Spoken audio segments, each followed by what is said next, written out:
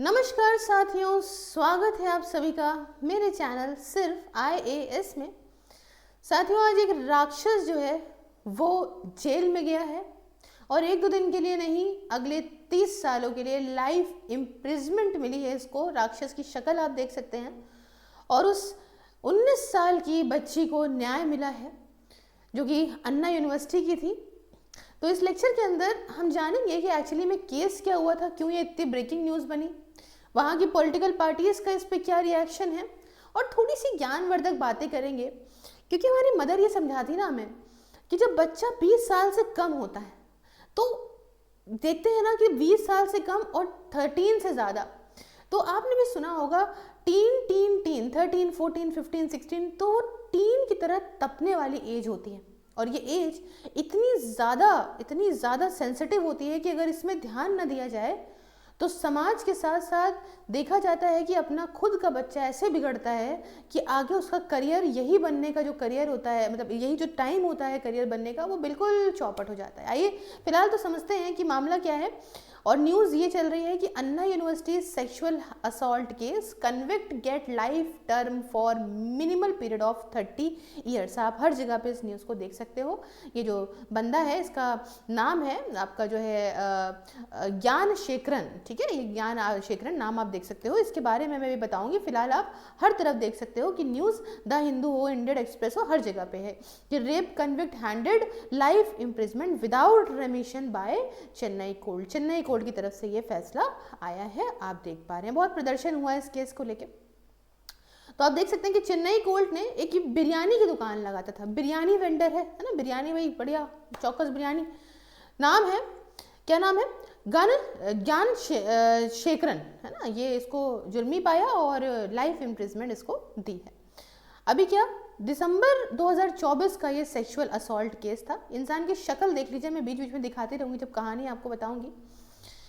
देखो, पहले समझो सेक्सुअल असॉल्ट क्या होता है। सेक्सुअल हैरेसमेंट आपने सुना होगा, सेक्सुअल असॉल्ट सुना होगा, तो थोड़ा सा इसके डिटेल समझिए आप कि सेक्सुअल असॉल्ट का मतलब तब जब एक इंसान या छुए दूसरे व्यक्ति को सेक्सुअल मैनर में और इसमें सामने वाले की जो है वो मर्जी ना हो, कंसेंट ना हो, इजाज़त ना हो, या फिर ऐसा हो कि सामने वाले को उनके सेक्सुअल तरीके से छुएं बिना किसी कंसेंट के, मैंने आपको बताया।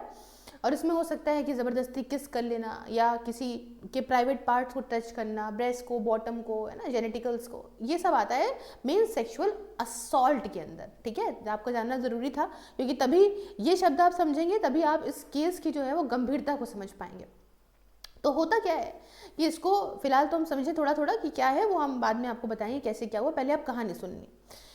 तो जो बच्ची थी, है ना, तो इसमें क्या हुआ कि इसने जो रिपोर्ट लिखाई, उसने रिपोर्ट लिखाई पुलिस के पास जाके, ये कहा कि जो व्यक्ति है ये बिरयानी वाला, ये पीछे से आता है और इसने क्या करा होता है कि इसने, जो लड़की 19 साल की है, उसने अपने बॉयफ्रेंड ही होगा, उसने अपने फ्रेंड के साथ कुछ प्राइवेट मोमेंट्स होंगे उसके, तो उन प्राइवेट मूवमेंट्स की वीडियो इस बिरयानी वाले ने बना ली, है ना। और जानते हैं आप कि ये एक बहुत कॉमन, जो कि समाज इस बारे में बात नहीं करता है, this is very common thing जो लोग करते हैं अपने फ़ायदे के लिए दूसरे को ब्लैकमेल। अब वो ब्लैकमेल किसी भी फील्ड में हो सकता है। यहाँ पे जो फील्ड चुनी गई वो ये कि ये लड़की जो है वो अपने फ्रेंड के साथ में, उसके प्राइवेट मोमेंट होंगे, उसकी इसने पूरी वीडियोस बना ली। अब वीडियोस बनाने के बाद इसने वही चीज़ करी जो करते हैं लोग अक्सर, कि कहा कि भाई देखो, वीडियो तुम्हारी हम लीक कर देंगे और तुम्हारे पापा को दिखा देंगे और साथ में कॉलेज की अथॉरिटीज़ को भी दिखाएंगे कि तुम इस तरीके के काम कर रहे हो। ठीक है, फिर ये बिरयानी वाले ने उसको जो है वो डराया धमकाया, उसके बाद डराया और पहली बात तो उसको फिजिकली मारा, स्टूडेंट के फ्रेंड को भी, जो लड़का था उसको भी मारा, एक 3rd ईयर का वो स्टूडेंट था, उसको भी मारा। और स्टूडेंट ने काफ़ी ज़्यादा बेग किया, हाथ जोड़े इस बिरयानी वाले के सामने कि प्लीज़ ऐसा ना करना भाई, वीडियो ना लीक करना, तुम ये काम मत करना। खैर, अब क्या हुआ, दोस्त को ये ले गया और लड़की से बोला कि तुम यहाँ रुको, यहीं सेम जगह रुकी रहोगी तुम जब तक के लिए, मैं आ नहीं जाता हूँ। उसके बाद ही took the 19 year old to a secluded spot, करीब 200 मीटर दूर वो लेके गया और वहाँ जाके उसने उस लड़की के साथ अभद्रता, सेक्सुअली असॉल्ट उसको किया बुरी तरह से। और उसके बाद उसकी जो आईडी थी, आईडी की भी फ़ोटो ले ली, उसके फादर का नंबर उसमें लिखा था वो भी ले लिया, ताकि फ्यूचर में, भाई ऑब्वियस सी बात है कि फ्यूचर में वो डराए धमकाए कैसे, और कहा उससे कि मुझसे मिलती रहना, मेरे साथ ये सब करती रहना शराफत से, नहीं तो अगर तुम नहीं करोगी तो मैं तुम्हारी वीडियोस जो है वो लीक कर दूंगा। अब यहाँ पे देखो, थोड़ा सा पहले इसको समझ लो, फिर बाद में ज्ञान दूंगी। अब जब ये पता चलता है तो ज्ञानेंद्र कह रही हूँ, ज्ञान शेखरन नाम है इसका, नाम देखो, जनशेखरन ज्ञान शेखरन, भाई इसको जो है वो जुर्मी पाया गया। सभी चार्जेस जो हैं भारतीय न्याय संहिता के अंतर्गत थे और इंफॉर्मेशन टेक्नोलॉजी एक्ट एंड के तहत, और यहाँ पे Tamil Nadu prohibition of harassment movement act के तहत, तो कई सारे इस पे एक्ट लगे और इसको कोर्ट के सामने लाया गया from Puzhal central prison for the sentence pronounced.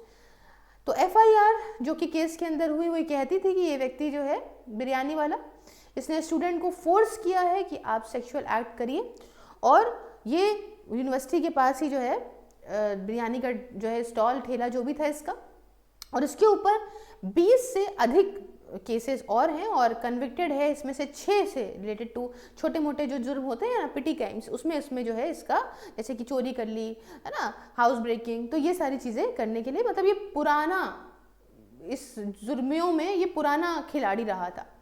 तो चेन्नई की कोर्ट ने मंडे को इस 37 वर्षीय आदमी को, मतलब सोचो 19 साल की लड़की है, तुम बुढ़े कन्विक्ट किया सेक्सुअली असॉल्टेड 19 साल की लड़की को। अन्ना यूनिवर्सिटी की बच्ची थी, ये स्टूडेंट थी, और कैंपस में trespassing on the campus in December 2024 की बात है, और अब इसको लाइफ इम्प्रिजमेंट मिली है, जेल में रहेगा एटलीस्ट 30 सालों के लिए बिना रेमिशन के, है ना, इनको कोई कम नहीं होगी इनकी सज़ा।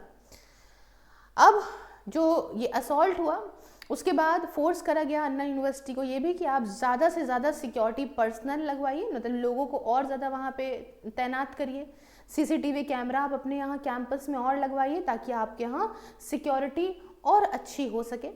पुलिस और यूनिवर्सिटी जो है उन्होंने एक जॉइंट सिक्योरिटी ऑडिट भी किया।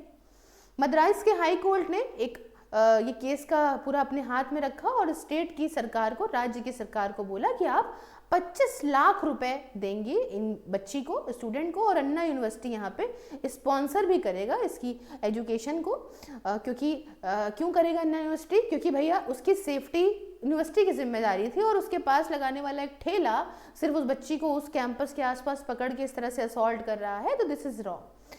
साथ में ये अपॉइंट करते हैं all women special investigation team को भी, ताकि ऐसे असॉल्ट को समझा जाना जा सके फ्यूचर में। इसी पे देखा जाता है ये gratitude for verdict, Stalin, MK Stalin ने यहाँ पे अन्ना यूनिवर्सिटी के जो ये सेक्सुअल असॉल्ट केस हुआ है इसमें लाइफ इम्प्रिजनमेंट मिली है, तो इसके लिए काफ़ी ज़्यादा तारीफ करी है MK स्टेलिन ने चेन्नई के महिला कोर्ट के इस वर्डिक्ट को। ठीक है, अब थोड़ा सा मैं आपको कुछ बातें अपनी तरफ से बोलना चाहूँगी। साथियों, मैंने जैसे बताया कि ये जो एज होती है ना, ये टीन की तरह जलने वाली एज होती है। इसमें जैसे आपने इसका एंगल समझा ये बहुत गलत था, लेकिन वो भी उम्र नहीं थी जिसमें उसके प्राइवेट मोमेंट्स, देखिए ये पर्सनली मेरा ओपिनियन है, इसको आप अपनी तरह से जो भी सेट करते हैं आप कमेंट में लिख सकते हैं। भारत जैसी संस्कृति में हमारे यहाँ वेस्टर्न कल्चर अभी इतना नहीं है। हमारे यहाँ मेनली यही बात होती है कि आप ये ऐसी चीज़ें हैं जिन्हें आप शादी करिए, अपने एक जो प्राइवेट मोमेंट्स हैं, पर्सनल हैं, ये सब आप शादी के बाद कर सकते हैं। ये एक समाज की सोच है ना, बट ऐसा हो नहीं रहा है जनरली। एक बात बोल रही हूँ, तो पढ़ाई का काम पढ़ाई का है और उसके बाद की चीज़ें उसके बाद की हैं। और हमारे पेरेंट्स जीवन भर यही हमें समझाते आए हैं कि अगर आप इन चीज़ों में पहले बढ़ जाते हो तो आपके करियर से चीज़ें, दिमाग डाइवर्ट होता है। क्यों होता है? बिकॉज ये एक सिंपल सा फैक्ट है, क्योंकि अगर आप एक जगह पे एक बार दिमाग लगाओगे ना, अगर आपको बाबू की ही याद आती रहेगी तो कैसे होगा। अब इस केस में ये बच्ची है, इसके साथ एक 3rd ईयर का बच्चा भी है साथ में। अब दोनों ही रिलेशनशिप में होंगे, जो भी रहे होंगे, तो उस चीज़ को फ़ायदा इन्होंने उठाया कि वो एक प्राइवेट मोमेंट्स अपने बिता रहे थे अनजाने में, बचपने में या जैसी चीज़ों में, उन्होंने इस चीज़ को आगे प्रोसेस करा, जिसका फ़ायदा इस नीच व्यक्ति ने, तीसरे ने उठाया। अब इसके लिए क्या कर सकते हैं मैम? सबका उस टाइम पे प्यूबर्टी हिट करती है, चीज़ें अलग होती हैं और थिंकिंग अलग होती है, ओपन होते हैं, इंसान सोचता है क्या ही है। तो बिल्कुल सही बात है, ऐसा नहीं होता कि 5 उंगलियां एक हों, है ना। हर इंसान बिल्कुल ऐसे करके चले ज़िंदगी में, ऐसा नहीं होता। पसंद होती है, चीज़ें होती हैं, चीज़ें मतलब आगे बढ़ती हैं। बट मेन थिंग इज यहाँ पे आज की जनरेशन को, उनके पेरेंट्स को, जिनके पास समय नहीं है पैसे कमाने की इस दौड़ में, उन्हें ना थोड़ा सा अपने बच्चों के साथ मित्रतावत व्यवहार रखना बहुत आवश्यक है। अपने बच्चों के साथ एज अ फ्रेंड रहना बहुत आवश्यक है। उनको ज़रा ज़रा सी बातों पे चिल्लाना, डांटना, मारना बिल्कुल नहीं चाहिए। जैसे कि मैं अपना एक छोटा सा एग्जाम्पल देती हूँ लाइफ का। My mother has always been my friend. चाहे मैं गलत करूँ सही करूँ, वो मुझे फ्रेंड की, मित्र की तरह हमेशा समझती थी और मुझे समझाती भी रही हैं आज तक। तो इससे क्या होता है, मैंने आज तक उनसे कभी झूठ नहीं बोला। मुझे जो भी लगा, I have always said the truth to हर।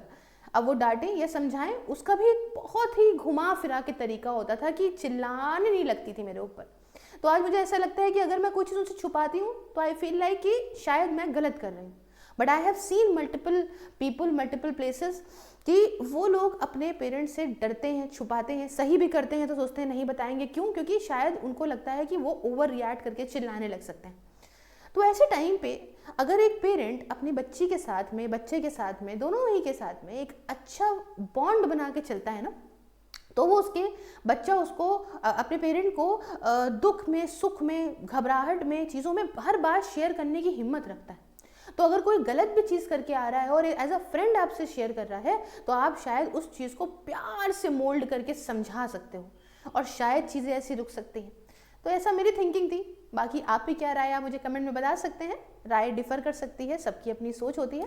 बाकी आप ज्वाइन कर सकते हैं मेरी वर्चुअल लाइब्रेरी को मात्र और मात्र 99 रुपये पर मंथ में, जिसमें आप जाड़ा गर्मी हो या बरसात आराम से अपने किसी भी एग्जाम की तैयारी कर सकते हैं, घर बैठे 24 घंटे 7 दिन। इसके रिगार्डिंग आप मुझसे बात करिए 9919785532 on WhatsApp and @SIRFIS sales on Telegram पे। तो इसके साथ यहाँ पे सभी सोशल मीडिया के लिंक डिस्क्रिप्शन बॉक्स में इंक्लूडिंग व्हाट्सएप, हर जगह फॉलो करिए। शॉर्ट से लेकर हर चीज़ आपको मिलती रहेगी। बाकी आप ज्वाइन बटन को प्रेस करके मेरी मेंबरशिप को ज्वाइन करके मुझे मेरे काम में भी सपोर्ट कर सकते हैं। मिलती हूँ नेक्स्ट वीडियो में किसी नए और इंटरेस्टिंग टॉपिक के साथ। तब तक के लिए जय हिंद, जय भारत।